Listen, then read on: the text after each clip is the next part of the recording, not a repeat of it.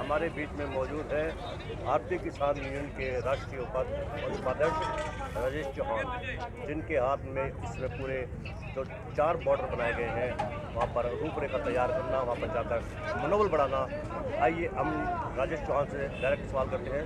सीधा सवाल, चौहान साहब, काफ़ी दिन हो गए हैं, इस दौरान शहादत भी हुई है किसानों की। एक बाबा राम सिंह ने आत्महत्या भी करी है।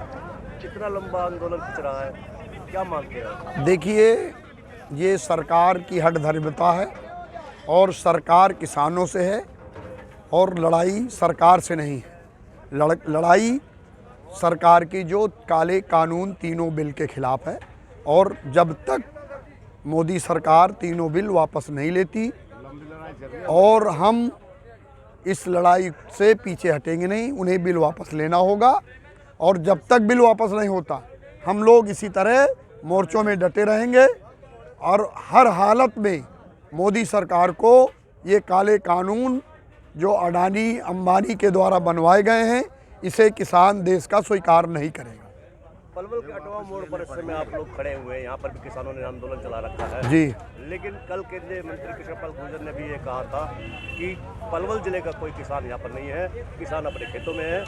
यहाँ पर बरगलाए हुए किसान इस समय धरने पर बैठे। मंत्री जी स्वयं बरगलाए हुए हैं अंबानी और अडानी के। जहाँ किसान जग रहा है वो सड़कों पे है, जो नहीं जग रहा वो धीरे धीरे जगेगा।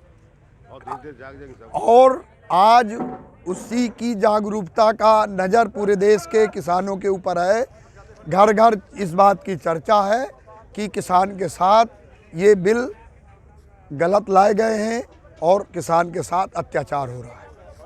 फिर क्या वजह है कि एमपी से, पंजाब से, यूपी से किसान काफ़ी, यहाँ की भारतीय किसान यूनियन की बात की जाए तो काफ़ी किसान यहाँ पर पलवल में आकर धरना दे रहे हैं, बल्कि अन्य बॉर्डरों पर भी। लोकल किसान यहाँ पर क्यों? अभी मैं डासा बॉर्डर से आ रहा हूँ। वहाँ टोटल हरियाणा के पंचायत खाप के चौधरी और हरियाणा का टोटल किसान ढासा बॉर्डर पे मौजूद है। माननीय मंत्री जी से मैं आग्रह करूँगा कि दिल्ली ढासा बॉर्डर पे जा कर के वो देखें कि चौधरी खाप के प्रधान ढासा बॉर्डर पे मौजूद हैं या नहीं। और अभी मैंने जिन्हें संबोधित किया, आपके साथ ये पलवल के चौहान साहब हैं और भी तमाम पलवल के बनकोला के हैं। ये सभी पलवल से बहुत पब्लिक आती है, पब्लिक के हैं। हजारों की तादाद में। अब वो पलवल के लोग दिन में आते हैं, शाम को घर चले जाते हैं। ये हमारे किसान मध्य प्रदेश ग्वालियर से हैं, हम उत्तर प्रदेश इलाहाबाद फतेहपुर से हैं। हम किसानों को जगा रहे हैं। माननीय मंत्री जी अपने आँख खोल करके अडानी और अंबानी की भव्यता पे न जाके, जिन किसानों ने उनसे मंत्री बनने का अवसर प्रदान किया, उनकी लड़ाई में उनके साथ रहें। पीएम मोदी भी कहते हैं, गृह मंत्री अमित शाह कहते हैं और कृषि मंत्री नरेंद्र सिंह तोमर भी कहते हैं। वो ये कहते हैं कि अमेंडमेंट करेंगे कृषि विधेयकों पर। कृषि विधेयक बहुत अच्छे हैं और लेकिन कुछ किसान अड़े हुए हैं। हमारे देश में 500 यूनियन है। अब बताओ, एक ने भी कही हो तो हमें ये कानून दे दो पूरे करने। चलिए कोई नहीं, ठीक है, भावना है।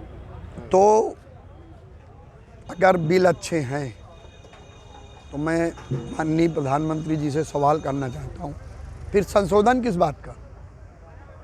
अगर बिल अच्छे हैं तो फिर संशोधन की क्या जरूरत है? बड़े लोग किसान हैं। बिल तीनों किसान के हित में नहीं है। एमएसपी जारी है, एमएसपी पे खरीद नहीं।